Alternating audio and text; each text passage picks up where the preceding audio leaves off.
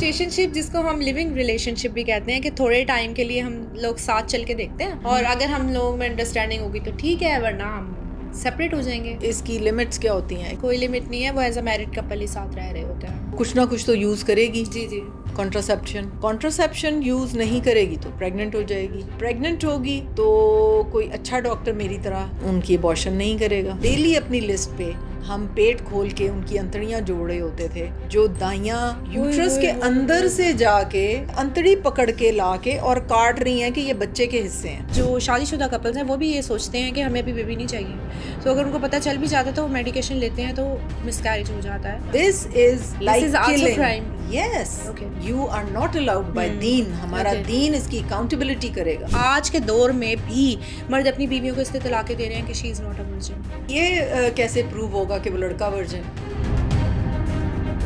Hymen तो किसी और चीज से भी रप्चर हो सकता है, एक्सरसाइज से हो सकता है, स्विमिंग से हो सकता है, आप साइकिलिंग ज्यादा कर रहे हैं, आप रोइंग कर रहे हैं, आप कुछ कर सकते हैं। अगर किसी को पता है कि उसकी फैमिली में किसी लड़के को ये इशू है तो क्या ये ट्रीटेबल है? इसकी ट्रीटमेंट करवाई जा सकती है? पहले चेक तो करें कि वो ही इज एबल टू परफॉर्म के नहीं।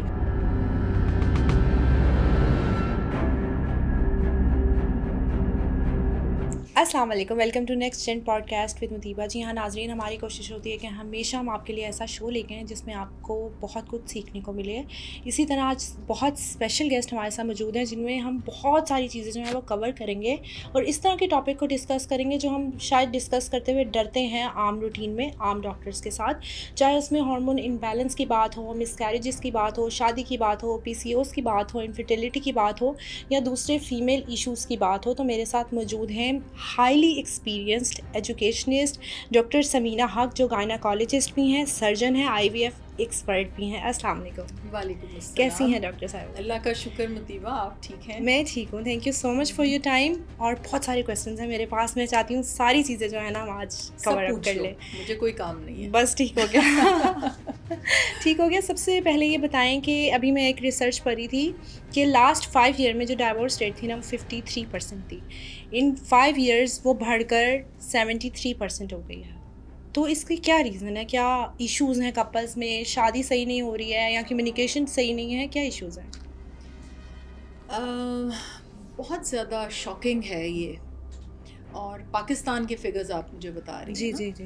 तो मेरा ये ख्याल है कि पिछले 5 सालों में जो हमारी बच्चियां हैं उनको शायद ये रियलाइजेशन होनी शुरू हो गई है कि हम गाय भैंसें बकरियां नहीं हैं, बिल्कुल हम इंसान हैं। एग्जैक्टली। और वो समझना शुरू हो गए कि वी आर ह्यूमंस। हाँ जी। पहले तो वो अपने आप को एक जानवर या एक मिट्टी का वो एक चीज उठाया, यहाँ से उठाया वहाँ रख दिया। बिल्कुल। आई एम ग्लैड कि ये डिवोर्स रेट बढ़ रहा है। ठीक है, क्योंकि ये इनिशिएटिव लड़कियों की तरफ से बिल्कुल है, खुला रेट है ये। हाँ और वो रियलाइज कर रही हैं कि अगर हम एक अनहैप्पी सिचुएशन में हैं तो हमें उसमें से निकलना बिल्कुल हम स्टेप ले सकती हैं। एग्जैक्टली। और पेरेंट्स जो हैं, जब मेरी शादी हुई थी तो डिवोर्स एक बहुत बुरी चीज समझी जाती है। बिल्कुल ऐसे है कि you have to bear everything कि आपका घर जो है वो आपकी शादी कामयाब। बिल्कुल ऐसे है। लेकिन अब पेरेंट्स भी थोड़े से एजुकेट हो गए हैं, वो अपनी बच्चियों को बता के भेजते हैं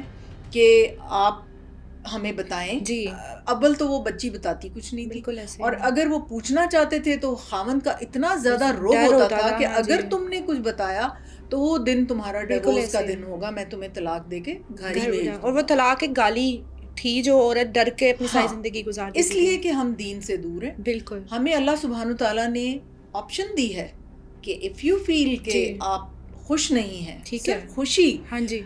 एक नबी अकरम सल्लल्लाहु अलैहि वसल्लम के पास एक खातून आई और उसने कहा कि मैं इससे डिवोर्स लेना चाहती हूँ। तो वो इतना अच्छा इंसान था और सारा कुछ लोगों ने बताया कि वो तो इतना बेहतरीन इंसान है, ये औरत क्यों तलाक लेना चाहती है। तो उन्होंने फिर बुलाया उसको और उससे पूछा, कहने लगी मुझे उसकी शक्ल से नफरत हो गई है।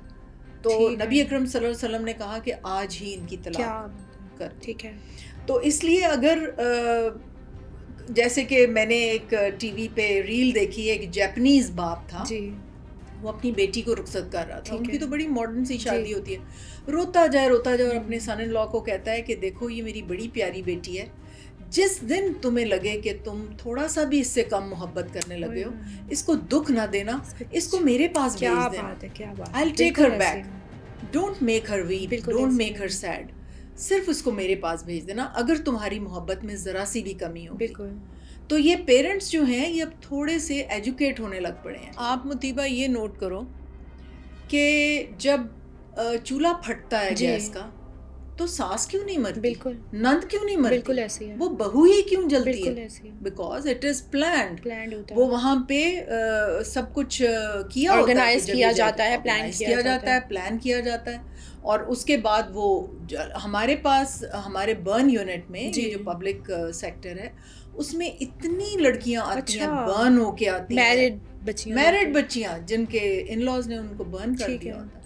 तो इसलिए ये माँ बाप को चाहिए पहले तो अच्छी तरह सोच समझ के अपनी बेटियां दें और उसके बाद उनको परस्यू करें, उनका फॉलो अप करें, उनको देखें कि वो क्या सलूक कर रहे हैं। वो 2 रोटियां उस आपको मतलब इतनी महंगी नहीं पड़ेगी कि अपनी बेटी को आप 2 रोटियां नहीं खिला सकते सारा दिन। क्योंकि ना ये सिचुएशन बड़ी ख़तरनाक होती है, मैं खुद इस सिचुएशन से गुजरी हुई हूँ। और ये सिचुएशन ऐसी होती है कि लड़की जो है ना अंदर अंदर घुटती रहती है कि अगर मेरी तलाक हो गई, मेरा एक बच्चा है या 2 बच्चे हैं, मैं सोसाइटी को क्या जवाब दूंगी। क्योंकि एंड पे तो मर्द ये कहना इसका करैक्टर ठीक नहीं था, मर्द के पास तो एक यही चीज़ रह जाती है। लेकिन वो लड़की जिस सिचुएशन से गुजरती है और आफ्टर डाइवोर्स जो लोग उसको जिस नज़र से देखते हैं, जिस सिचुएशन में वो चली जाती है। लेकिन मैं ये बहुत खुश हूँ कि आजकल की जो औरत है ना वो उसमें हिम्मत आ गई है, वो ख़ुद को ये जानना सीख गई है, बताना सीख गई है कि मैं ये कर सकती हूँ, मैं इस वक्त से गुजर सकती हूँ और मैं कुछ बन के दिखा सकती हूँ लोगों को, मैं अपने बच्चे खुद भी पाल सकती हूँ। तो एक बहुत पॉजिटिव बात है और इसमें आई थिंक जो फैमिली मेम्बर्स होते हैं ना इनका सबसे बड़ा हाथ होता है। लेकिन अगर ये ना हो तो फिर मुर्दा बच्ची ही घर आए। बेटे ये आप थोड़े से परसेंटेज की बात कर रहे हैं, अभी भी बच्चियां जो हैं इतनी बहादुर नहीं हुई। बिल्कुल ऐसे ही उनको कोई बाप जो है या भाई जो हैं वो नहीं दे रहे सपोर्ट, नहीं देते। मेजॉरिटी घरों में वो भाई जो हैं उनकी बीवियां और भाई मिलके वो कहते हैं कि जी आप कहाँ, आप उधर ही रहें जाके। लेकिन मैं ये मैसेज देना चाहती हूँ कि अगर एक औरत ठान ले तो वो अकेली भी सब कुछ कर सकती है। इसके लिए एम्पावरमेंट बहुत ज़रूरी है। Women empowerment is so important.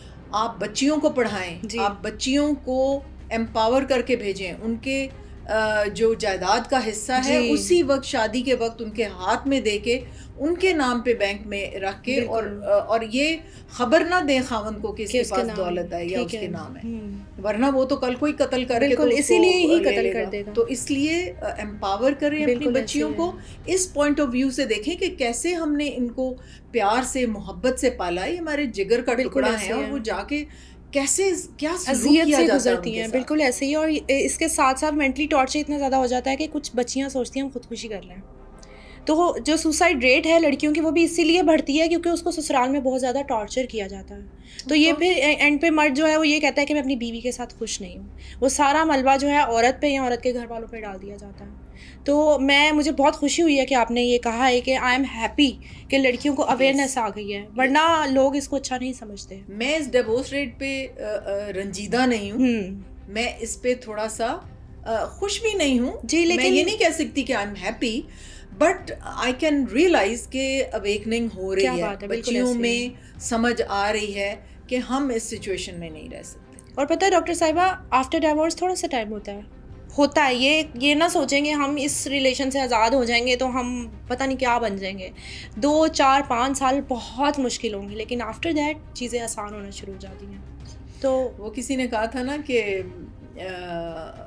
ये एंड नहीं होता, it is always a new beginning. तो इसलिए अल्लाह सुब्हान तआला इस ऐसी जगह से नई रोशनी देते हैं जहाँ से सोचा भी नहीं होते। तो कुरान की आयत है कि अगर आप एक उससे आप थक गए हैं तो अल्लाह सुब्हान तआला कई रास्ते खोल देंगे। बिल्कुल ऐसे। तो लेकिन उसमें ये इम्पोर्टेंट है कि आप अल्लाह के बताए हुए रास्ते पे चल रहे हैं। बेशक अगर आप उससे डेविएट कर रहे हैं तो फिर तो आप गुम हो गए ना, आप तो दुनिया में भी और दीन में भी गुम हो गए। ऐसे ही है। अब ये नहीं है कि औरतें छोटी छोटी बात पे ही सोच लें कि नहीं हमने रहना ही नहीं है, कुछ एक्सट्रीम चीज़ें होती हैं।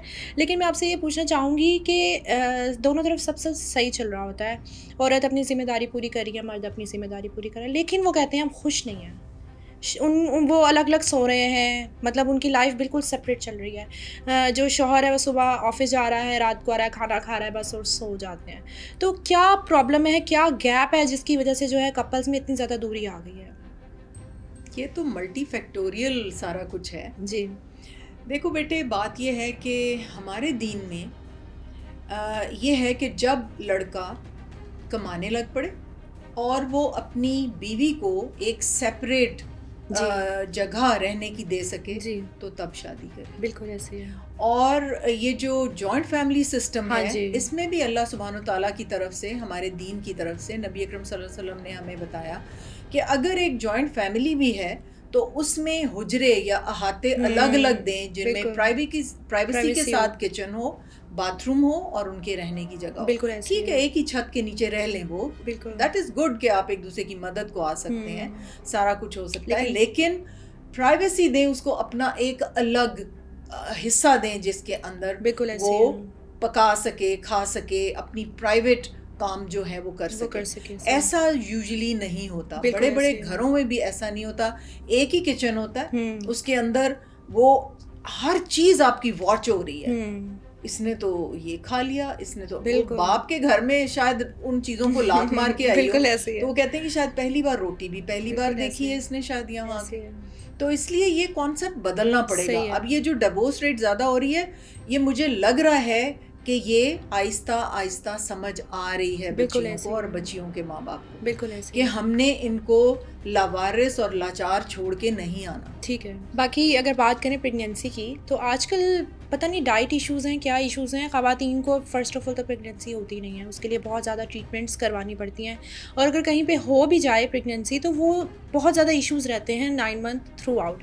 तो इसकी क्या रीज़न है? हेल्दी डाइट नहीं ले रही हैं लड़कियाँ या स्ट्रेस बहुत ज़्यादा ले रही हैं, इसका क्या रीज़न है? दोनों चीज़ें हैं। बात ये है कि हमारी बॉडी जो है ना वो ये जो केमिकल ट्रांसमिटर्स जो है ना, न्यूरो ट्रांसमिटर्स, ये जो केमिकल्स होते हैं उनके ऊपर चलती है। ठीक है। देखिए, एक पूरा पावर हाउस है, जैसे कि पूरी बॉडी का ब्रेन पावर हाउस है और उसके बाद जो दिल है उसका अपना पावर हाउस है। वो बिजली सिस्टम चल रहा है, बिजली जो है वो ऐसे नोड और वो जो नोड्स होती हैं ना, छोटे छोटे नर्व्स के नोड हैं, वो बिजली अपनी प्रोड्यूस कर रहे हैं। आप ये देखिए, ब्रेन डेड हो जाए, बाकी सब कुछ डेड हो जाए तो हार्ट बीट करता रहता है, इसलिए कि वो इंडिपेंडेंट उसका एक सिस्टम है। ठीक है। और फिर उसके ऊपर हार्मोन्स होते हैं जो कि दिल की धड़कन तेज हो गई या कम हो गई, या तो पूरी बॉडी केमिकल ट्रांसमिटर्स और हार्मोन्स के ऊपर चलती है। ठीक है। अब स्ट्रेस क्या करता है? स्ट्रेस बहुत सारे हार्मोन्स को खलबली मचा देता है, डिस्टर्ब कर देता है। आपका जो ब्रेन का कनेक्शन पिट्यूटरी ओवेरियन एक्सिस होता है, ठीक है। ये पिट्यूटरी ओवेरियन एक्सिस जो है ये टोटली इतना डेलिकेट है और इतना हार्मोन्स के ऊपर डिपेंडेंट है कि वो पूरा स्ट्रेस जो है वो उसको तबाह कर देता है। ठीक है। उसके अलावा जितने भी हम ये जो हार्मोन डिसरप्टर्स इनको कहते हैं, जो फूड में भी हैं, जो हमारी लाइफस्टाइल में भी हैं, हार्मोन्स को डिसरप्ट करके रख देते हैं। ठीक है।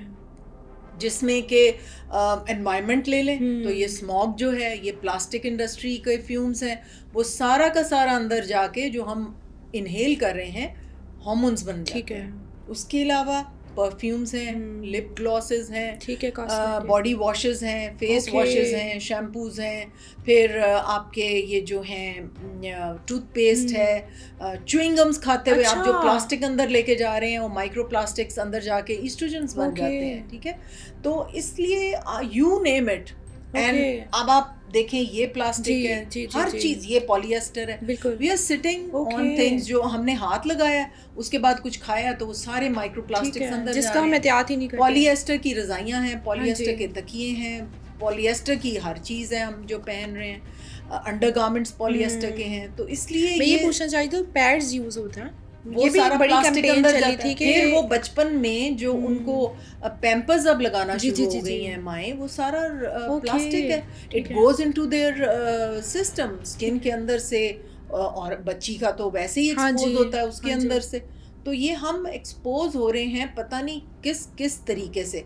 और ये जो जनरेशन पिछले डेकेड में जवान हुई है, ये तो टोटली इसी चीज डिसरप्टर ज़्यादा है। मतलब ये हार्मोन डिसरप्शन इतनी इनकी हुई हुई है कि हर तरह के प्रॉब्लम्स आ रहे हैं हमें। ठीक है। तो जब हार्मोन्स डिसरप्ट हो जाएंगे, प्रेगनेंसी तो इतना डेलिकेट सिस्टम है, उसमें इतना परफेक्ट हर चीज होनी पड़ती है to achieve a pregnancy and then to sustain a pregnancy and to deliver a very healthy baby.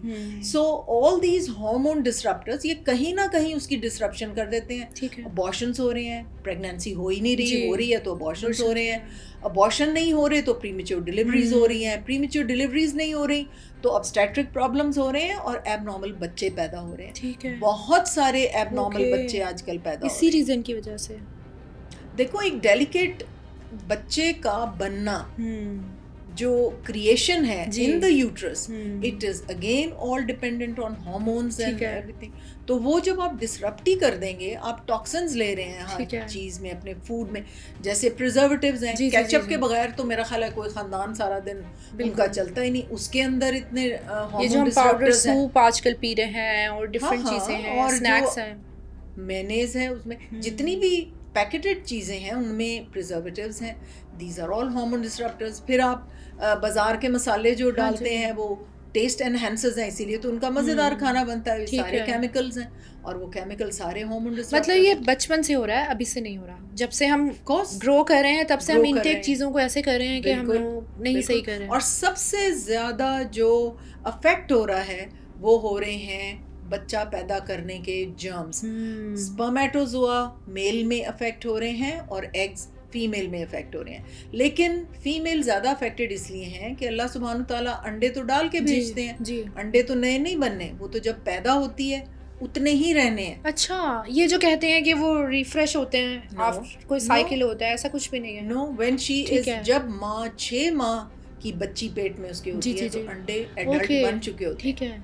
इसकी मिसाल मैं आपको इससे देती हूँ कि अगर माँ के पेट के थ्रू जाके, बच्ची के पेट के थ्रू जाके, अगर हम उसकी ओवरी के 6 माह की प्रेग्नेंट जब औरत होती है वो निकालें तो हम उससे टेस्ट ट्यूब बेबी कर सकते हैं। दे आर एडल्ट एग्स, वहाँ पड़े होते हैं। बच्ची की पैदाइश के बाद वो एक डोमिनेंट स्टेट में पड़े होते हैं। जब बच्ची जवान होती है 12-14 ईयर्स पे, ब्रेन मैच्योर होता है, FSH LH 2 हार्मोन होते हैं, वो बनने शुरू होते हैं, तो फिर ओवरी एग रिलीज करती है। ठीक है।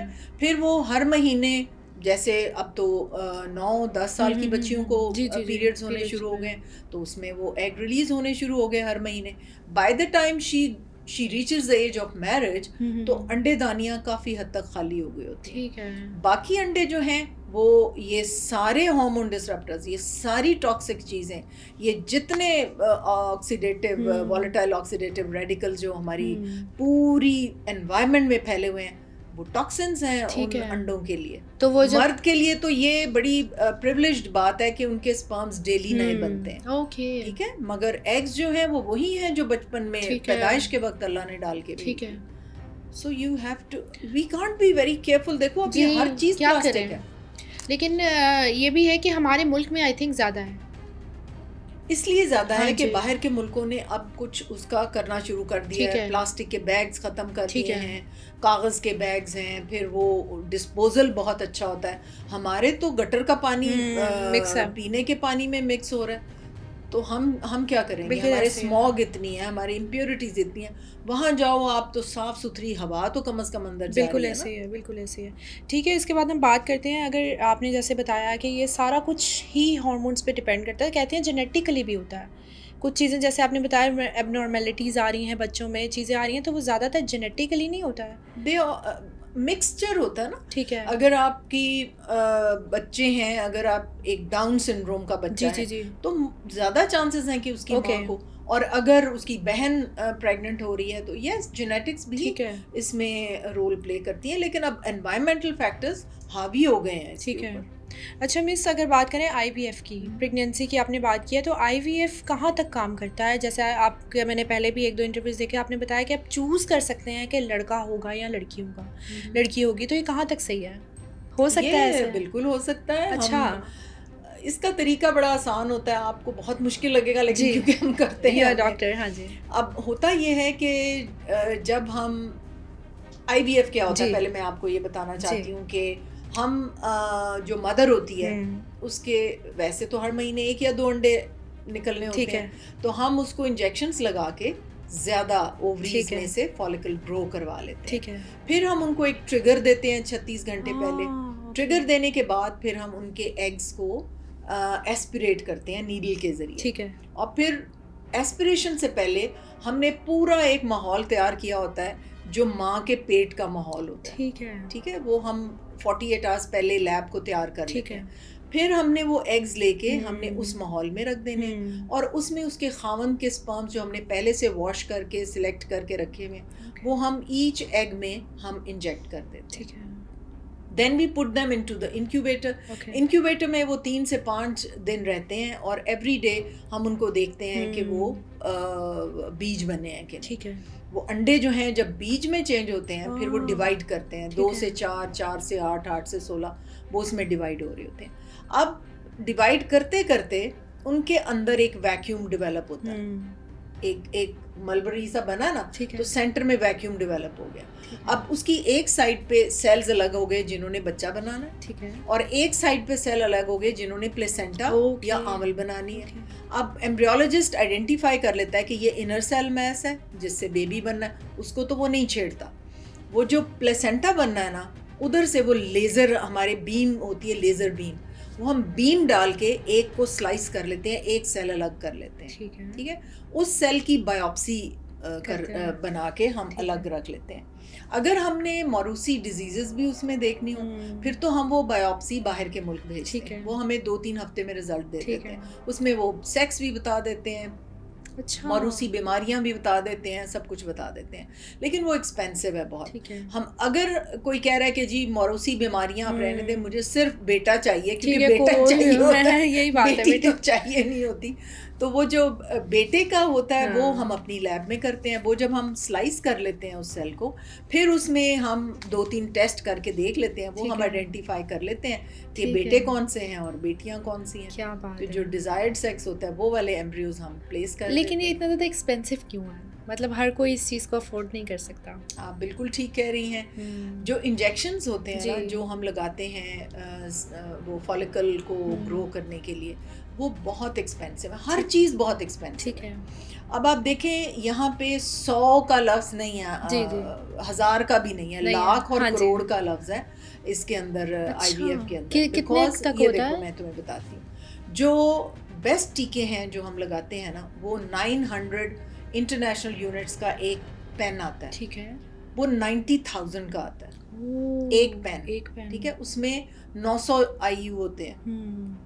अब अगर एक बच्ची हमारे पास आई है 33 साल या 35 साल के बाद, ज्यादातर IVF के लिए लेट आती हैं। ठीक है। हर चीज ट्राई कर ली, नहीं हो रहा, चलो अब IVF करवा लो।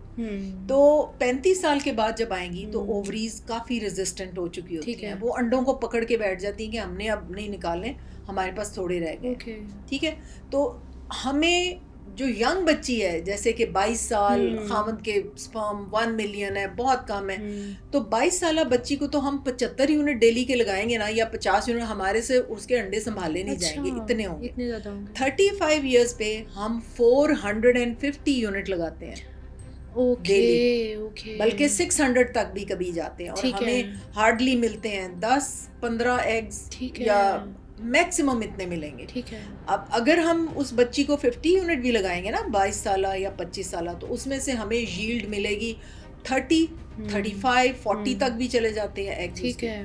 तो इसलिए ये जो, अब आप खुद देखो कि अगर हम 450 यूनिट लगा रहे हैं और वो एक पेन 90,000 का है, तो एक टीका 45,000 का उसको डेली लगेगा 16 दिन। ओके। और इसमें 8 लाख तो इसमें ही बन गए। ये नहीं है कि इसमें डॉक्टर अपना कमा रहा है, डॉक्टर को भी वो चीज एक्सपेंसिव ही आ रही है। देखिए, मेरी ट्रेनिंग हुई थी यहाँ पे पायनियर जो डॉक्टर थे जिन्होंने IVF शुरू किया था पाकिस्तान में, तो वो हमें अक्सर कहते होते थे कि अगर आप लोग IVF लैब बनाना चाहते हो ना, तो मैं तुम्हें ये बताना चाहता हूँ कि IVF में कोई कमाई नहीं है। तो मैं कहती थी ऐसे ही कह रहे हैं, हाँ, इतना ये महंगा कैसे हो ट्रीटमेंट सकता है। हाँ, तो जब मैं इस बिजनेस में आई तो आपको पता तो चला उसमें कैसे? पता चला कि आईवीएफ से शॉर्ट ऑफ दैट जब हम सर्जरीज करते हैं या हम ओपीडी में पेशेंट देखते हैं, हमारी कमाई सिर्फ उसमें से होती ठीक है। है।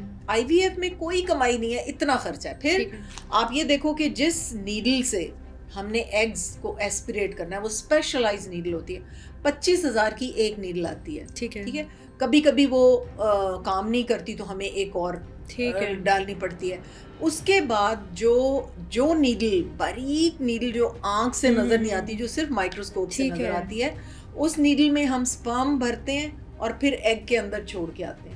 अब वो एक माइक्रोस्कोप है जो तकरीबन 2 करोड़ की माइक्रोस्कोप है, जिसके अंदर हम जिसकी स्टेज के ऊपर हम रख के वो एग और उसके अंदर इंजेक्ट करते हैं स्पर्म को। ठीक है। अब वो एक नीडल, वो कई नीडल्स एक प्रोसीजर में टूटती हैं, वो 10,000 रुपए की एक नीडल है, वो जो बारीक है, उसमें 5-6 नीडल्स वो जो लग जाती हैं, ज़ाया हो जाती हैं। उसके बाद जो माइक्रोस्कोप्स हैं, पहले तो एग रिसीव हुआ, वहाँ का माइक्रोस्कोप है वो अलहदा है, वो भी लाखों का है। उसके ऊपर हीटेड एक वो होती है, लाइनिंग होती है, प्लेट होती है। आपको लैब की हर चीज 37.4 पे रखनी पड़ती है बॉडी टेम्परेचर के ऊपर। ठीक है, तो आप हमारे जो लैब है उसके अंदर हर चीज आपने एग जो है, आपने अगर उसको 37 डिग्री से नीचे चला गया टेम्परेचर या ऊपर चला गया, आपके रिजल्ट्स ही नहीं आएंगे। इतनी मेटिकुलस मेंटेनेंस होती है लैब की। उसके बाद आपको जब आपने लेने हैं एग्स तो बेशुमार प्रेपरेशन है उसकी। देन जो आपका इंक्यूबेटर्स हैं उनके टेम्परेचर रेगुलेशन, आपको बॉडी का पीएच मेंटेन करना, ठीक है, अंडे वहां प्लेस करने के लिए। मतलब ये तो डिटेल्स आप कहते जाओ तो मैं सारी रात ही बताती रहूंगी कि तो ये इतना एक्सपेंसिव है, पहले तो एक्सपेंसिव है फॉर डॉक्टर एज वेल। ऐसा नहीं है कि ये सिर्फ वो उनके लिए, पेशेंट के लिए है, डॉक्टर के लिए भी एक्सपेंसिव है, लेकिन काम करती है। लेकिन देखे ना, एम्ब्रियोलॉजिस्ट वहाँ रखा होता है, वो लेता है, टोटल डॉक्टर पैसे लेता है। जब हम अंडे निकालते हैं तो हम बेहोश, लेकिन सक्सेस रेट है, सक्सेस रेट तो है, यंग बच्ची में बहुत अच्छा सक्सेस रेट है। आफ्टर 35 फिर वो बहुत एकदम से डिक्लाइन करता है। अच्छा डॉक्टर साहिबा, आजकल ना यंगस्टर्स में बड़ा एक कॉन्सेप्ट चल रहा है सिचुएशनशिप का, कि उनको होता है बस थोड़ा टाइम है, सिचुएशनशिप में आ जाते हैं, फिर बाद में देखेंगे क्या करना है। रिलेशनशिप सिचुएशनशिप चल रहा है। क्या होता है सिचुएशनशिप? सिचुएशनशिप बेसिकली सिचुएशनशिप जिसको हम लिविंग रिलेशनशिप भी कहते हैं, कि थोड़े टाइम के लिए हम लोग साथ चल के देखते हैं, और अगर हम लोगों में अंडरस्टैंडिंग होगी तो ठीक है, वरना हम सेपरेट हो जाएंगे। अब इसकी लिमिट्स क्या होती हैं? कोई लिमिट नहीं है, कोई लिमिट नहीं है। वो एज अ मैरिड कपल ही साथ रह रहे होते हैं। तो इसमें लड़कियों को क्या क्या नुकसान हो सकते हैं? क्योंकि पार्टनर तो चेंज भी हो रहे हैं। बाद में हम करेंगे नुकसान, तो जब क़यामत वाले दिन होगा ना, बेसिकली तो वो नुकसान है जो छितरौल इनकी होनी है। बिल्कुल ऐसे ही है। वो तो ये भूले हुए नॉर्म्स, वैल्यूज बिल्कुल और they can die any moment, you know. Exactly. There is no time for replenish करने का या उसकी करने का ना। तो इसलिए ये सब कुछ भूले में बेचारे के, कहाँ से हम आए हैं, हमें जाना कहाँ है, और इसकी अकाउंटेबिलिटी कैसी होनी है।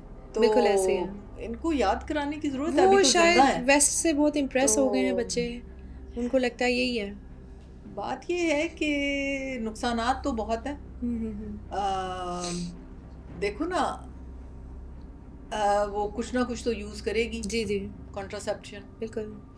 कॉन्ट्रासेप्शन यूज़ नहीं करेगी तो प्रेग्नेंट हो जाएगी। प्रेग्नेंट होगी तो कोई अच्छा डॉक्टर मेरी तरह उनकी अबॉर्शन नहीं करेगा। ठीक है। फिर वो जाएंगी 2 नंबर चीज़ों पे, जिसमें दाइयाँ हैं, जिसमें LHV है, जिसमें और ये वर्कर्स हैं जो कि गंद मंद से, नर्सेस एंड एवरीबॉडी। तो पब्लिक सेक्टर में मैं एसोसिएट प्रोफेसर के लेवल तक थी, ये जो पब्लिक हॉस्पिटल्स हैं, और हम डेली अपनी लिस्ट पे हम पेट खोल के उनकी अंतड़ियाँ जोड़ रहे होते थे। जो दाइयाँ यूट्रस के अंदर से जाके फाड़ के उसके, क्योंकि सॉफ्ट होता है ना यूट्रस, प्रेग्नेंट यूट्रस, तो उसके अंदर से जाके अंतड़ी पकड़ के लाके और काट रही हैं कि ये बच्चे के हिस्से हैं, और उनकी खींचती जा रही हैं और वो काटती जा रही हैं, और उनको ये आइडेंटिफाई नहीं हो रहा कि ये तो हम अंतड़ी काट रहे हैं। और हम रिसेक्टेड इंटेस्टाइन्स के साथ हमारे पास मरीज़ आती थी, उनको फिर पूरा पेट खोल के सर्जन को बुला, ये जो अबॉर्शन के बाद के केसेस हैं, केसेस जो हैं, तो ये मरती हैं फिर जाके। आप ये देखो कि चाइल्ड बर्थ जी, और ये जो आपकी हैं मंजर आम पे नहीं आती, लेकिन अबॉर्शन रेट बहुत ज़्यादा है पाकिस्तान में। आपके पास इलीगल अबॉर्शन पेशेंट्स आते हैं? मैंने आज तक अबॉर्शन नहीं की, लेकिन और मेरी रेपुटेशन भी यही है कि ये अबॉर्शंस नहीं करती। ठीक है, लेकिन जब अबॉर्शन हो के वो मरने के करीब आती हैं, मैं उनको रिफ्यूज नहीं कर सकती। बिल्कुल, I have to do a repair, I have to save their lives, मगर उससे पहले तो आई टोटली रिफ्यूज। मेरी तरफ से जहाँ मर्जी जाए, मेरे अल्लाह ने मुझे इजाजत नहीं दी। कुछ गायनेकोलॉजिस्ट कहती हैं कि जी हम नहीं करेंगे तो कोई और करेगा, तो इसलिए हम ही कर देते हैं। नो, दैट इज, हमें अल्लाह ने इजाजत नहीं दी, अल्लाह को नहीं पता, अल्लाह को ये सारी बातें पता है, तो और ये गुनाह है, हमें मना किया हुआ है। So I have never done it. मैं तो गोलियां तक भी नहीं देती, मैं कहती हूं कि I don't want to be a party. तो मुझे बताएं कि कितने देर तक अबॉर्शन हो सकता है? लाइक जो कपल्स हैं, जो शादीशुदा कपल्स हैं, वो भी ये सोचते हैं कि हमें अभी बेबी नहीं चाहिए, तो अगर उनको पता चल भी जाता है तो वो मेडिकेशन लेते हैं, तो मिसकैरेज हो जाता है, अबॉर्शन हो जाता है। This is also crime. Yes, okay, you are not allowed by दीन। हमारा दीन इसकी अकाउंटेबिलिटी करेगा। उस दिन आपसे पूछेगा कि ये इंसान को क्यों मारा। ठीक है, जिसने एक इंसान बचाया उसने पूरी इंसानियत बताई, जिसने एक को मारा उसने पूरी इंसानियत को मार दिया। बिल्कुल ऐसे। तो हम इतने बेहिस हो चुके हैं, हम दीन से इतने दूर हो गए हैं, हम इतने पस्ती की तरफ हैं कि हमें अब ये बातें एबनॉर्मल ही नहीं लगती। बिल्कुल ऐसे, हमें उसकी अकाउंटेबिलिटी याद ही नहीं है।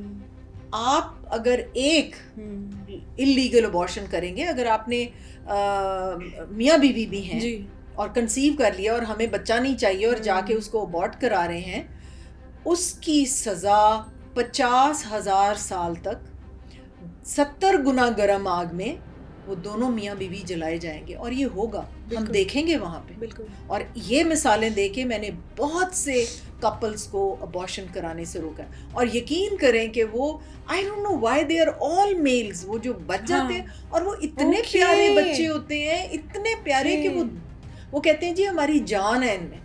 और मेरे इतने ज़्यादा लंबे करियर में मेरा नहीं ख्याल कि मैं गिनती कर सकती हूँ कि मैंने कितने बच्चे बचाए। क्या बात है, क्या बात है। तो इसलिए ये जो है, जो ये यंगस्टर्स हैं, इनको ये शायद भूल गए हैं, बस कहते हैं पिल्स खाओ और ख़त्म करो इस केस को। बहुत सारी शादियों में होता है कि शादियाँ टूट सिर्फ इसलिए जाती हैं कि she is not a virgin, जबकि अगर लड़की की गलती नहीं भी है, हाइमन जो है वो रैप्चर हो सकता है। आई थिंक कहते हैं कि लड़की एक्सरसाइज करिए, कुछ करिए तो ये वाला इशू हो जाता है, बट आज के दौर में भी मर्द अपनी बीवियों को इसलिए तलाक़ें दे रहे हैं कि she is not a virgin. तो ये बताएं कि क्या सिर्फ ब्लड ना होना या ये चीज़ें ना होना, क्या ये इस चीज़ का सबूत है कि वो लड़की ख़राब है? नहीं, लेकिन ये कैसे प्रूव होगा कि वो लड़का वर्जिन है? क्या बात है। बिल्कुल, उसको तो पहले इंटेरोगेट करे लड़की का बाप। बिल्कुल, कि वो तुम्हारी बेटी पे इल्ज़ाम लगा रहा है, उसको तो पहले कोई उसके बाप को कुरान उठा के कहो, या उसकी माँ कुरान उठाए, या वो खुद कुरान उठाए कि मैं वर्जिन हूँ। वो कैसे तलाक दे सकता है अगर उसका हाइमन नहीं है? बिल्कुल, हाइमन तो किसी और चीज़ से भी रप्चर हो सकता है, एक्सरसाइज से हो सकता है, स्विमिंग से हो सकता है, आप साइकिलिंग ज़्यादा कर रहे हैं, आप रोइंग कर रहे हैं, आप कुछ कर सकते हैं।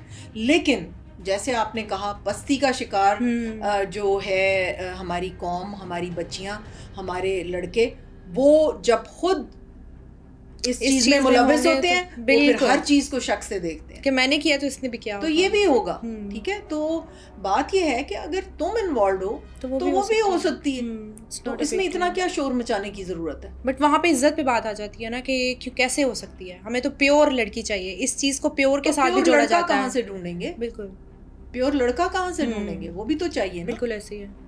तो वो फिर कुरान उठाए, उसका तो कोई और वो तरीका ही नहीं है ढूंढने का। ऐसे ही है। अच्छा डॉक्टर साहिबा, आजकल ना वजाइनल डिजीज़ेस बहुत ज़्यादा हो गई हैं, यूट्रस इश्यूज़ बहुत ज़्यादा हो गए हैं और ट्रीटेबल नहीं है। लाइक ट्रीटेबल हैं बट वो डायग्नोज करने में बहुत टाइम ले जाते हैं, और जब तक वो डायग्नोज होते हैं आफ्टर 1 ईयर 2 ईयर 3 ईयर, तब तक मामला बड़ा ख़राब हो जाता है। तो ये क्या इशू है? किसी को अगर यीस्ट इन्फेक्शन है, बैक्टीरियल इन्फेक्शन की ट्रीटमेंट किया जा रहा है, PCOS है तो किसी और चीज़ की ट्रीटमेंट दी जा रही है, तो सबसे पहले डायग्नोज कैसे हो कि एक लड़की को इशू क्या है?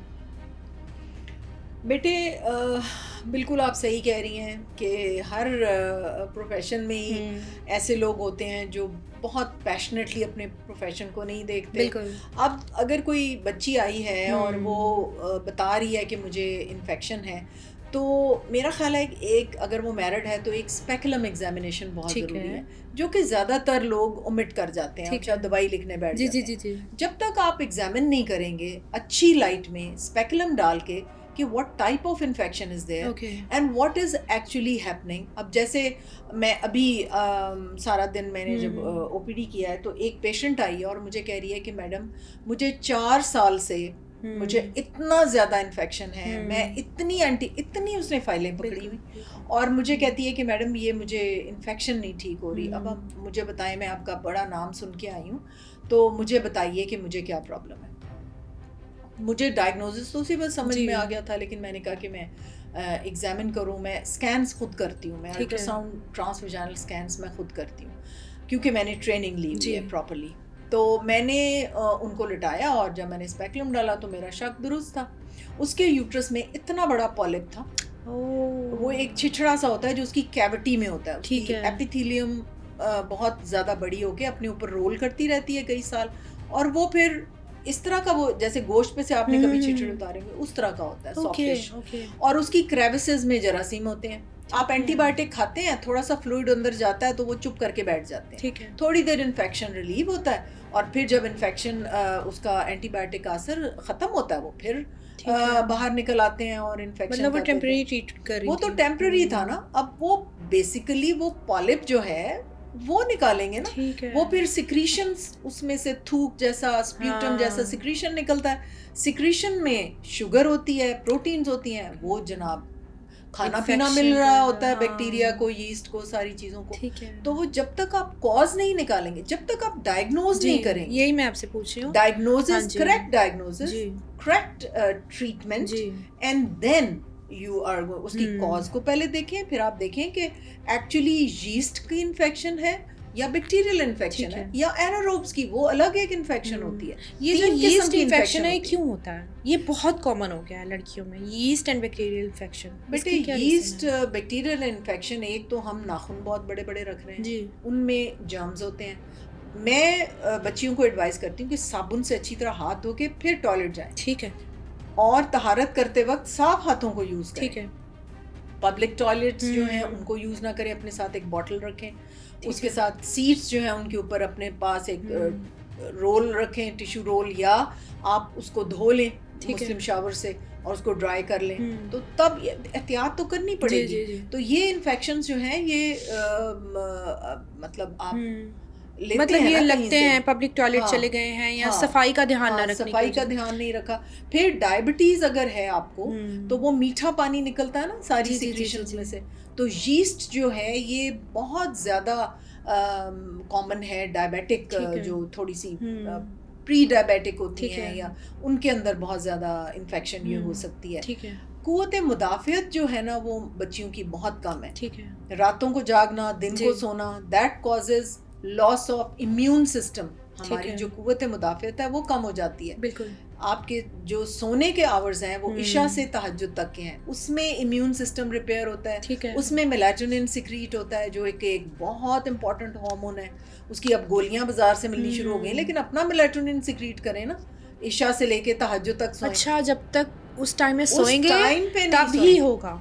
आप बेशक 10 घंटे दिन को सोते रहें, ना मेलाटोनिन सिक्रीट होगा ना आपका इम्यून सिस्टम रिपेयर होगा। ठीक है, ये जब तक रूटीन ठीक नहीं होगी, उन घंटों में अगर आप नहीं ठीक है तब क्या बात है, क्या बात है, जबरदस्त। तो इसलिए ये दीन के तो बड़ा करीब है साइंस, हर चीज उसके मुताबिक है, बिल्कुल उसके मुताबिक चल रही है। तो ये जो पीरियड्स डिस्टर्ब हो जाते हैं आजकल, तो छोटी छोटी लड़कियों को होते या 7 डेज 12 डेज पीरियड्स हो रहे हैं या बिल्कुल नहीं हो रहे हैं, तो उसकी वजह से उनके मुंह पे बाल, बॉडी पे बाल, एक्नी के इश्यूज, बाल गिर रहे हैं, मतलब उनकी पूरी लाइफ डिस्टर्ब होकर रह जाती है। हार्मोन डिसरप्टर्स है और मेलाटोनिन की कमी है।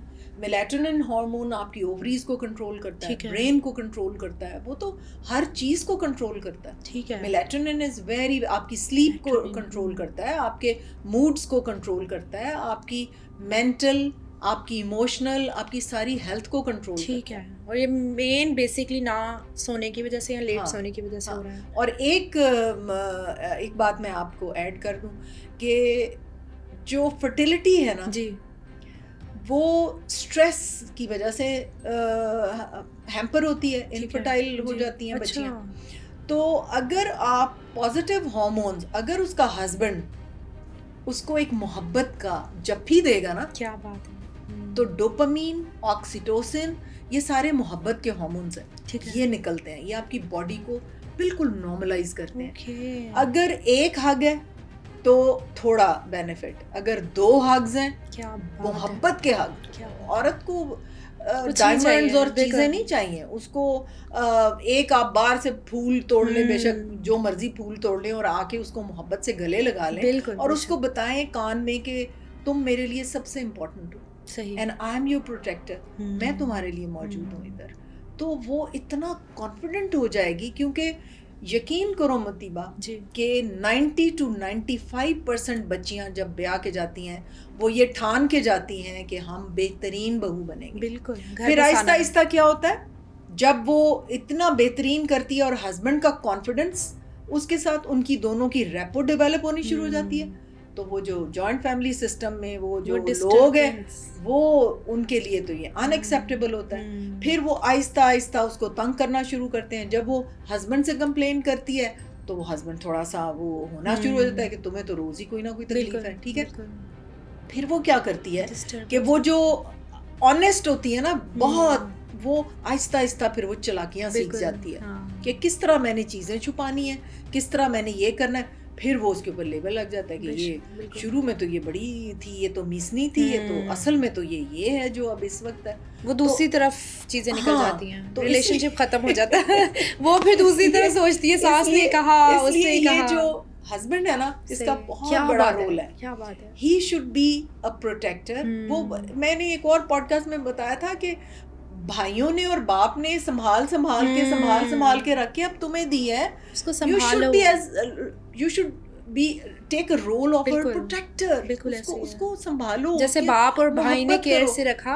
और 99% बच्चियां जान भी निकाल के देने को तैयार है, ठीक है। अब मेरे एक मामू है, उनकी बीवी ने उनको गुर्दा दिया, क्या बात है। तो मोहब्बत कैसे बढ़ गई, कितनी बढ़ गई कि मतलब उन्होंने भी किया तभी उन्होंने आगे से अपना भी दिया। लेकिन ये बड़ा कहा जाता है कि आज की औरत नहीं सही, आज की औरत जो है ना घर टूटने में खाली औरत का हाथ है। मर्द बेचारा तो सब कुछ करा है, इतने इंटरव्यूज देख लें, इतने पॉडकास्ट देख लें, मैं कहती हूँ कि सिर्फ ये कहते हैं औरत ठीक नहीं है, औरत की गलती है। औरत को समझ आ गई है कि वो भैंस नहीं है, लेकिन कंप्रोमाइज भी कर रही है। जब वो जानवर थी जी, जब वो एक बच्चे पैदा करने की मशीन थी जी, मर्दों को बहुत पसंद थी, ठीक है। हमारी माएँ जी, हमारी नानियां दादियां वो इसी तरह की थी, थोड़ी सी आउटस्पोकन थी, वो तो उनको पसंद ही नहीं आती थी। तो अब बच्चियां समझना शुरू हो गई हैं कि we are not animals, we are not cows and buffaloes, we are humans, हमारी बात है। और ये बात बहुत नापसंद आ रही है हर एक को, तो इसलिए लड़कियों को लेबल किया जा रहा है। मैं उनको शाबाश देती हूँ जो बाहर निकल रही हैं अपने उस होल में से। बिल्कुल ऐसे है। और अपनी स्टिल में और प्लीज बच्चियां अपने आप को इतना एम्पावर कर लें पढ़ाई में और अपने आप को सस्टेन करने में कि उनको परवाह ना रहे। बिल्कुल, वो जो तुम मेरा पार्टनर नहीं बन सकते, मैं तुम्हारी पाँव की जूती या डोरमैट नहीं बन सकती, I can live without you. देखो, शादी में सिर्फ और सिर्फ एक चीज बहुत खूबसूरत है और वो है बच्चे। वो शादी के बगैर नहीं मिल सकते। बाकी दुनिया का कौन सा काम है जो औरत नहीं कर सकती। बिल्कुल ऐसे है। तो अगर आपके बच्चे पैदा हो चुके हैं और आप नाखुश हैं और आप मार खा रही हैं और गालियां सह रही हैं और एक अब्यूजिव हस्बैंड के साथ रह रही हैं जो पैसे भी नहीं देता, आपके पैसे लेके खर्च करता है, तो आप मेहरबानी है खुदाफिज कहें, बच्चे साथ लें। और हिम्मत हौसला अल्लाह ने 10 उंगलियां दी हैं, 2 हाथ दिए हैं, 2 आंखें दी हैं, आप किस चीज में कम है उनसे? बिल्कुल ऐसे है। Sustain yourself and your children. बस वो हस्बैंड ने औरतों को जब वो कर दिया कि तुम कुछ नहीं कर सकती, क्यों? ये एक बहुत कहा जाता है, शोहर अपनी बीवियों कहते हैं तुम नहीं कर सकती, तो उस वजह से शायद वो, मुझे भी बहुत सारी लड़कियों की कॉल्स आती हैं, करती हैं कि आप ही हम एक एब्यूसिव मैरिज में रह रहे हैं, बहुत ज़्यादा डिप्रेशन है, लेकिन वो कहते हैं कि तुम कुछ नहीं कर सकती। तो मैं उनको ये समझाती हूँ कि आप एक अलग ह्यूमन बीइंग हैं, आपकी अपनी जान है, आप खुद एक इंसान है, आप बहुत कुछ कर सकते हैं। तो लड़कियों में बस ये हिम्मत आने की देर है, आ गई है जो आ गई यार काफी हद तक आ गई है थोड़ी थोड़ी, लेकिन वो इस पे ना चल पड़े, पहले अपने आप को एम्पावर तो करें, एग्जैक्टली, पहले खुश रहना तो सीखें, पहले टुस टुस ना करना शुरू कर दें। बिल्कुल ऐसे जी दूसरी बीवी ले आया मेरे ऊपर और ठुस ठुस कर रही है, मैंने कहा देखो मेरे क्लिनिक पे मैं ठुस ठुस वाली औरतें मुझे बहुत बुरी लगती है, गेट अप। ये सेकंड मैरिज के बारे में आपका क्या फीडबैक है? ये जो दूसरी शादी कर लेते हैं छुप के, जी छुप के करें या दिखा के करें, क्यों करते हैं? देखो ये एक उस आयत के पीछे छुपते हैं ये लोग जो कुरान में है, उस एक आयत, हाँ जी, लेकिन उससे आगे भी तो पढ़े ना। अल्लाह सुब्हानु ताला ने वो आयत की कि तुम करो 1 1 2 2 3 3 4 4, मगर बेहतर है एक करो, ठीक है, क्योंकि तुम उनमें इंसाफ नहीं कर सकोगे। अगली आयत तो पढ़ते ही नहीं पढ़ते। अगर अल्लाह ने कह दिया कि तुम उनमें इंसाफ नहीं कर सकोगे, इससे बड़ी अथॉरिटी कौन सी है जो बता रही? बिल्कुल ऐसे। उस शुरू की आयत को पढ़ लेते हैं, उसके साथ ही दूसरी आयत है वो पढ़ते ही नहीं है, ठीक है। सो अगर आप एक औरत बांझ है, उसका राइट है हस्बैंड का कि उसको बच्चे चाहिए, ये तो उसका जेन्युइन रीजन है ना, वो अपनी वाइफ से बात करे और उसको कहे कि देखो मैं तुम्हें तलाक नहीं देना चाहता, बट मैं जेन्युइनली मुझे बच्चे चाहिए, exactly, हाँ तो तुम तलाश करो मेरे साथ मिलके, हम एक ऐसी औरत ले आते हैं। देखो मोहब्बत प्यार से बड़ा कुछ हो सकता है, वो तो जेन्युइन रीजन है, लेकिन आप बगैर बिला वजह आप इधर उधर, मतलब देखो दीन में आपको बीवी की इजाजत लेने की जरूरत नहीं है, ये हमारे कानून में जरूर होगा, लेकिन दीन में इजाजत लेने की जरूरत नहीं है, लेकिन इन्फॉर्म करना जरूरी है, ठीक है। अगर आपकी एक बीवी को पता है कि इसकी पहली वाइफ है और पहली को पता ही नहीं है कि सेकंड वाइफ है, तो बराबरी कैसे किया? बिल्कुल नहीं की, क्या बात है, तो बराबरी खत्म होगी, आपने उसको तो इन्फॉर्म ही नहीं किया, स्टार्ट में ही काम खराब कर दिया। यस, और जो शख्स बीवियों में बराबरी नहीं करता, क़यामत वाले दिन वो पैरालाइज्ड उठाया जाएगा, एक तरफ का धड़ उसका काम नहीं करेगा। ये अहादीस हैं, ऑथेंटिक अहादीस है नबी अकरम सल्लल्लाहु अलैहि वसल्लम की जो मैं आपको बता रही हूँ, ठीक है। तो इसलिए ये किसी को पता ही नहीं है, दीन से तो हम दूर है ना, बिल्कुल ऐसे, दीन से तो दूर है, और छुप के शादी दीन इजाजत नहीं देता, ठीक है। आप जब तक उस बीवी को इन्फॉर्म नहीं कर रहे, पहली वाली को, सेकंड इन्फॉर्म्ड है, तो बराबरी कैसे हो गई? आपको तो इन्फॉर्म करना है पहले उसको, ठीक है। अच्छा, ये बड़ा कहा जाता है कि हम सेटिस्फाई नहीं अपनी वाइफ से, फिजिकली सेटिस्फाइड नहीं है, 3 बच्चे हो गए, 4, ये रीज़न है कि मैं अब दूसरी लड़कियों को देख रहा हूँ या मैं शादी कर रहा हूँ। तो क्या इसमें लड़की के मेंटल हेल्थ स्ट्रेस इश्यूज़ की वजह से वो अपने हस्बैंड को जो है वो सेटिस्फाई नहीं कर पा रही है, या उसके साथ उसने दूरी बना ली है, तो इस वजह से भी उनके पास एक जवाब आ जाता है कि ये तो अपने बच्चों में बिजी हो गई है, तो मुझे तो अपनी ज़िंदगी गुजारनी आगे, मुझे एक पार्टनर चाहिए जिसके साथ मैं जो है अपनी अच्छी जिंदगी। तो अगर वो लड़की सेटिस्फाइड नहीं है अपने हस्बैंड से, वो मैटर नहीं करता ना सोसाइटी के लिए, हमारी सोसाइटी की तो हम बात ही नहीं कर रहे, हम तो 2 ह्यूमंस की बात कर रहे हैं। मेरे पास बच्चियां आती हैं, वो कहती हैं मैडम 8-8 9-9 महीने हो जाते हैं, ये इंटीमेसी हमारी नहीं होती क्योंकि ये बाहर मुंह मार के आता है। एक्स्ट्रा मैरिटल रिलेशनशिप इतने कॉमन हो गए हैं, इतनी अवेलेबिलिटी है कि इनको क़यामत भूल गई है, इनको दीन भूल गया है। जिना मतलब फना, जिना का मतलब फना, ठीक है, दुनियावी तौर पे भी और दीनी तौर पे भी, ठीक है। इनको पता नहीं है कि जिना का क्या हशर होना है वहां पे क़यामत वाले दिन, ठीक है, जानी का, हाँ जी, शराबी का और जानी का। अपनी बीवी को छोड़ के बाहर दूसरी लड़कियों को जो है वो टाइम स्पेंड कर रहे हैं, हाँ, वहां से भी हक मार रहे हैं और वहां पे भी गलत कर रहे हैं। तो बात ये है कि ये मैंने वही बात की ना कि वो जब 1 साल वो बच्चियां आती हैं हमारे पास कि मैडम 1 साल हो गया है, हम कहाँ जाएं, हम क्या करें, तो उसका क्या ये हिसाब देंगे? बिल्कुल ऐसे है। वो बच्चियों को तो बोलना चाहिए कि ये तो मुझे सेटिस्फाई नहीं करता, मैं तो जा रही हूँ, ये कह दें फिर वो। बिल्कुल ऐसे है, वहाँ पे उसकी क्या रह जाएगी फिर, वो तो वहाँ पे उसकी इज्जत ख़राब हो जाएगी। अच्छा डॉक्टर समीना, अभी रिसेंटली ना मैंने खलीलुर रहमान कमर सर के साथ इंटरव्यू किया और उनसे मैंने एक क्वेश्चन किया कि ये जो मर्द एक्स्ट्रा मैरिटल अफेयर चला रहे हैं बाहर, इसकी क्या रीज़न है? तो उन्होंने कहा औरत गलत है, औरत अपनी अवेलेबिलिटी क्यों दे रही है, औरत शादीशुदा मर्द के पास क्यों जा रही है, वो मना कर दे कि भाई मैं तो ऐसा अफेयर नहीं चला सकती। उन्होंने टोटली यही बोला कि उस लड़की की गलती है जो शादीशुदा मर्द के साथ चक्कर चला रही है। यानी उसकी गर्लफ्रेंड? जी जी, उसकी गर्लफ्रेंड, उसकी गलती है। हाँ जी, उसकी गलती है। अच्छा, तो मर्द इतना चूचा है कि वो उस गर्लफ्रेंड से अपने आप को बचा नहीं सकता? ये तो शैतान की दावतें होती हैं। आप बच बच के, यही हमारी दुनिया का इम्तिहान है ना कि आप अपनी गलत कामों से बच बच के निकलेंगे। बेशक। और फिर तो जो भी साहब जिनका आपने नाम लिया है, क्या उनको ये नहीं पता कि वो जो खूबसूरत हाउसवाइफ्स होती हैं उन पे कितने लोग लाइन मारने की कोशिश करते हैं और वो बच के निकलती हैं और उनको वो शट ऑफ करती हैं, वो खामन तक को नहीं बताती कि ये तो कहेगा कि तुम्हारी वजह से है, तो वो घर के बाहर ही उसको काट के फेंक आती हैं। जितनी प्रोफेशनल औरतें हैं जो घरों में आती हैं वापस, आपका क्या ख्याल है? उनको कोई दावत नहीं देता। वो तो अपने दीन की वजह से, अपनी शौहर की वजह से अपने आप से ट्रूथ रहने के लिए, मतलब ऑनेस्ट रहने के लिए, और वो उनको स्नब करके आती हैं। बिल्कुल। तो ये क्या है, इनको कोई भी मिल जाएगा, तो ये तो फिर हम जानवरों की तरह हो गए ना। बिल्कुल ऐसे ही है। बिल्लियां फिर रही हैं, एक बिल्ला आ गया तो चलो ठीक है, बिल्ली ने ऑफर कर दिया, या कुत्ता फिर रहा है, वो बिचेस आ गई हैं, तो there is a lot of difference between humans and animals. Are we animals? We are not, we are humans.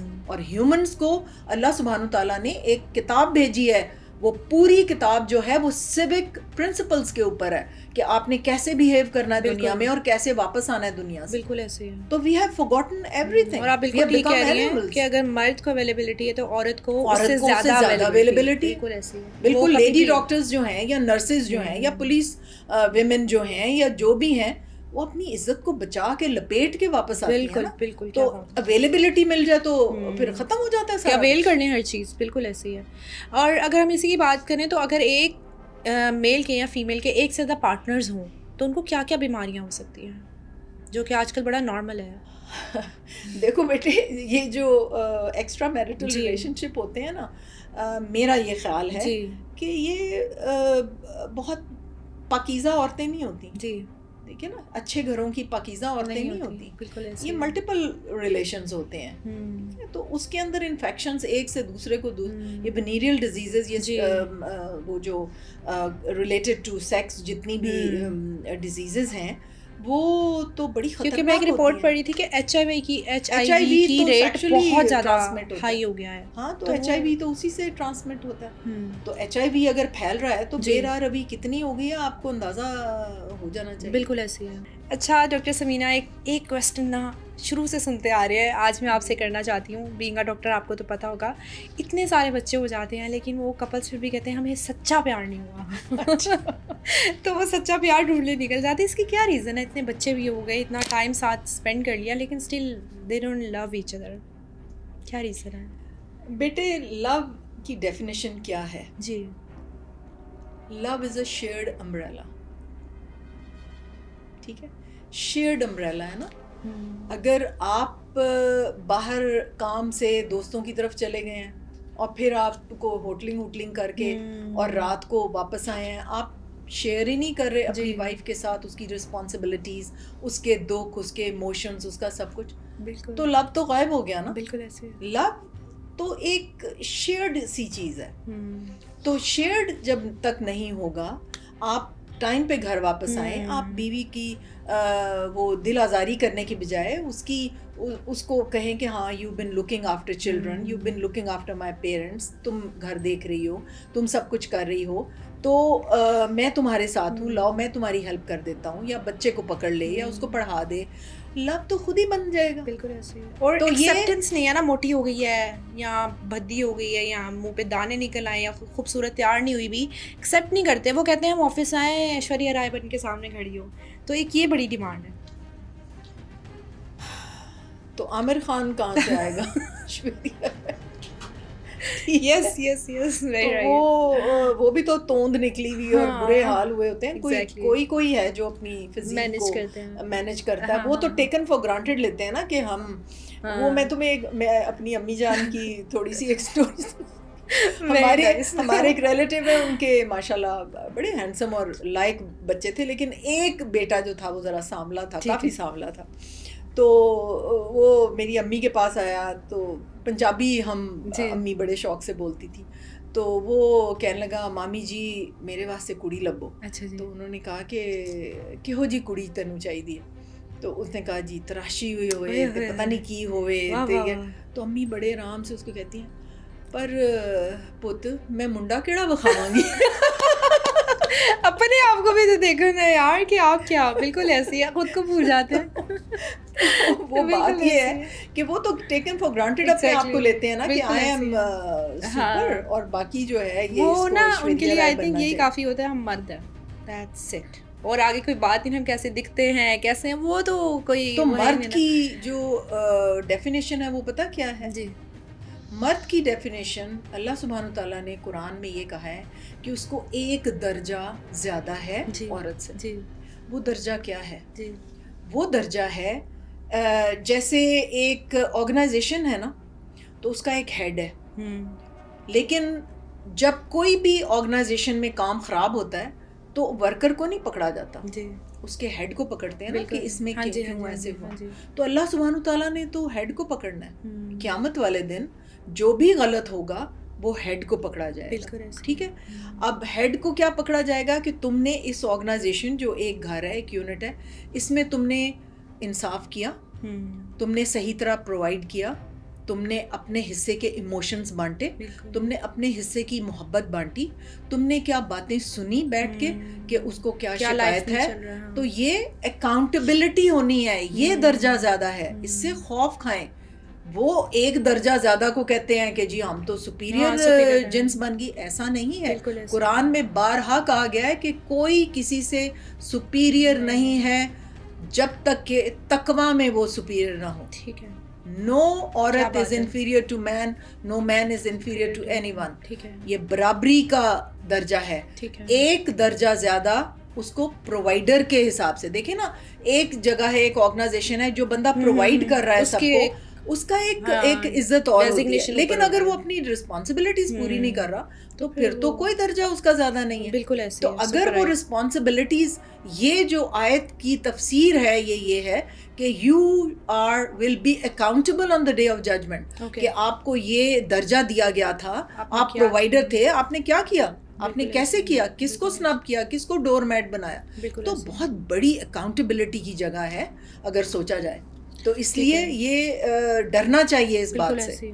औरतें तो बड़ी फायदे में हैं, वो तो अकाउंटेबल ही नहीं है। उस दर्जा उनको नहीं दिया अल्लाह ने, उनको मिला। वो इस बात के लिए अकाउंटेबल ही नहीं है क्योंकि इंचार्ज तो तुम हो। बिल्कुल ऐसे, ठीक है ना। और वो अपनी जिम्मेदारी नहीं निभा रहे हैं। वो जिम्मेदारी अगर नहीं निभा रहा तो उसकी तो अकाउंटेबिलिटी बड़ी सीवियर है। बिल्कुल ऐसी है। अच्छा डॉक्टर साहिबा, आजकल मेल में बहुत ज़्यादा ईडी के इश्यूज़ हैं, तो उस चीज़ को एक्सेप्ट नहीं किया जाता, बताया नहीं जाता, लड़के की शादी कर दी जाती है और बाद में जब चीज़ सामने आती है तो लड़की बोल नहीं पाती है। ज़ाहिर बात है ये चीज़ डिस्क्लोज़ करना उसके अपने लिए भी कि अपने शौहर के बारे में एक बहुत बुरी बात समझा जाता है।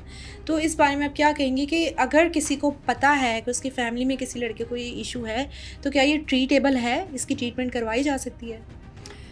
बेटे ये जो बच्चे होते हैं ना लड़के, उनको सारा पता होता है, ठीक है। दे शुड कंसल्ट समबडी जी, और उनको पहले तो बापों को बेटों को बताना चाहिए। मैंने जैसे कहा कि बाप को बेटे का बेस्ट फ्रेंड होना चाहिए, उससे इंटेरोगेट करना चाहिए, उसको सारा कुछ समझाना चाहिए, और फिर उसके बाद किसी मुस्तनद डॉक्टर को वो कंसल्ट करें और फिर अपने बेटे की शादी करें, ठीक है। पहले चेक तो करें कि वो ही इज एबल टू परफॉर्म के नहीं, और अगर है तो उसको मत शर्मिंदा करें लोगों के सामने कि एक इशू।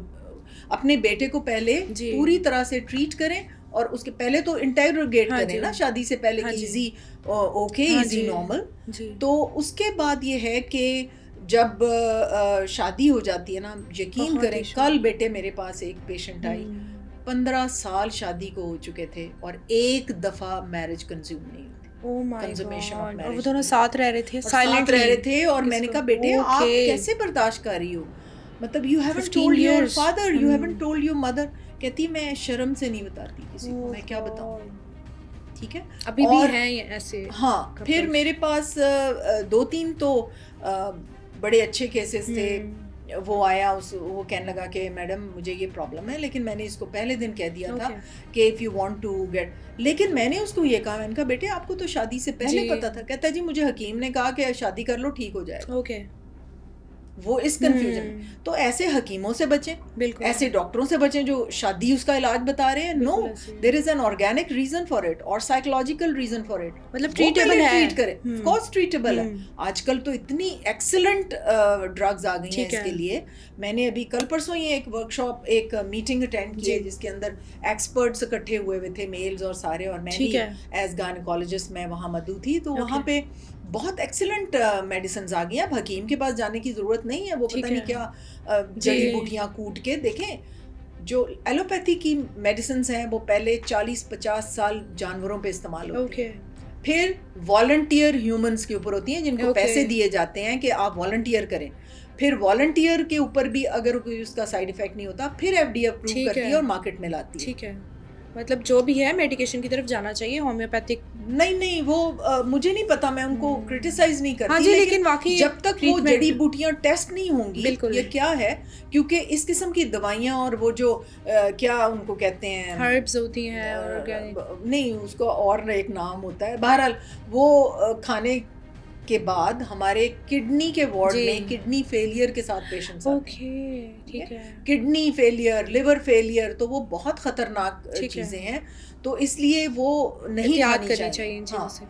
ठीक है, अच्छा डॉक्टर साहिबा, एक लास्ट क्वेश्चन मैं आपसे करना चाहूँगी, वो ये है कि लड़कियों की मर्ज़ी के बगैर शादी कर दी जाती है और वो अपने पेरेंट्स की खुशी के लिए, इज़्ज़त के लिए चुप करके शादी कर लेती हैं, लेकिन वो अपने शौहर को अलाउ नहीं करती कि उसके पास आए। और जिस तरह आपने बताया कि हस्बैंड्स नहीं परफॉर्म कर सकते, लड़कियां परफॉर्म करने नहीं देती, मतलब वो कहती हैं कि भाई मुझसे दूर रहो। इतना अरसा गुजर जाता है शादी को, बट वो एक्सेप्ट नहीं करती हैं सिर्फ इसलिए कि उन्होंने, उनकी फैमिली ने ज़बरदस्ती शादी कराई होती है। तो इस बारे में आप क्या कहेंगी कि लड़कियों से पूछना चाहिए, उनकी राय को वैल्यू करना चाहिए या इसी तरह शादियाँ कर देनी चाहिए? पता नहीं तुम कैसी सिचुएशन मुझे बता रही हो। पहले तो लड़के को ढूंढना चाहिए कि लड़की मेरे साथ शादी जो रेंज मैरिजेस हो रही है ना, वो इसी तरह होती है कि बस लड़की दिखाई है और ये कोई तरीका नहीं है। देखो हमारा दीन इजाजत देता है, ठीक है। मेरे भाइयों की औलादें जो हैं पर्दा करते हैं दीनी लिहाज से, वो उन्होंने, लेकिन हाईएस्ट एजुकेशन ली है मेरे सारी भतीजियों ने। अमेरिका की वो टॉप नॉच फर्म्स में वो कंसल्टेंट्स हैं, ठीक है, माशाल्लाह। लेकिन मेरे भाई ने इजाज़त दी, टेलीफोन नंबर्स एक्सचेंज किए, ठीक है, find out if you are okay with this man, ठीक है, ठीक है। 15-20 को उसने रिजेक्ट कर दिया कि वो लड़के ने भी रिजेक्ट कर दिया होगा, कुछ लड़के ने भी किया होगा, सबकी अपनी अपनी, ठीक है। तो ये माँ बाप की इजाज़त से, ठीक है, अपने पार्टनर को पहले मिलो, ठीक है, फैमिली की मौजूदगी में, इसमें कोई बुराई नहीं है, इसमें कोई बुराई नहीं है। हमारे एक मेरे कज़न हैं, वो कहने लगे कि हमने डिसाइड किया कि इन दोनों की शादी करनी है, तो हम एक रेस्टोरेंट में गए, ऊपर उनको टेबल लेके दिया और नीचे वाले हिस्से में हम सारी फैमिली बैठे रहे। हम 2 घंटे हमने उन दोनों को अकेले दिए की मौजूदगी में मिल रहे थे ना वो, बिल्कुल ऐसे। तो उन्होंने एक दूसरे को देखा, फिर एक मीटिंग इसी तरह की फैमिली की मौजूदगी में, दूर उनको टेबल ले दिया, खुद इधर बैठ गए। तो इस तरह ये तो बड़ी गलत बात है। और ये लड़कियां मतलब मैं कहती हूँ इमेच्योरिटी की हद है उनमें कि कुर्बानी दे रही हूँ जी मैं। फिर कुर्बानी दे रही हो तो फिर चुप करके बैठो, हाँ जी, पोज करो कि मैं अच्छी वाइफ हूँ। ये क्या बात है कि एक अच्छे भले इंसान को तुम टॉर्चर कर रही हो, उसकी पूरी लाइफ इमेच्योरिटी की हद है। और उस लड़के की इमेच्योरिटी की हद है कि पहले तुम देखो तो सही, और फिर कई साल क्यों गुजार रहे हो तुम, उसी दिन उसको कहो कि बीबी जाओ छुट्टी करो। लड़कियां भी छोड़ रही हैं, लड़कों को जो भी है आजकल कोई भी इश्यूज हो जाता है छोड़ देती हैं, तो लड़कों को भी चाहिए कंप्लेन करने से बेहतर है कि नहीं, पहले पता तो करें। देखो ये गुड्डे गुड्डी का खेल नहीं है। ये जो लड़के और लड़की है ना, ये जी मेरी माँ ने फोर्स किया और मैंने शादी कर ली, अब तो मैं दूसरी शादी करूँगा। भाई तुम चूचे हो, तुम क्या हो? मतलब निकाह का क्या मतलब है कि तुमसे पूछा जा रहा है कि do you want to take her as your responsibility, और उस लड़की से पूछा जा रहा है कि do you want to take this man as your husband. और ये अल्लाह के आयात के सामने तुम सामने, तो this is height of immaturity. ये तो मैच्योरिटी की फुकदान है, बिल्कुल ऐसे। Thank you so much doctor Samina, सबसे पहले आपने टाइम दिया। मुझे पता आप बहुत ज़्यादा बिजी होती हैं, और आज जो डिस्कशन की आपने, हमने हर टॉपिक पे डिटेल डिस्कशन किया, और आई होप व्यूअर्स को हेल्प भी मिली होगी और समझ भी आई होगी। इतने सेंसिटिव इश्यूज़ भी हमने बड़े तरीके से डिस्कस किया आपने, और हर चीज़ को बहुत क्लियरली बताया। Thank you so much.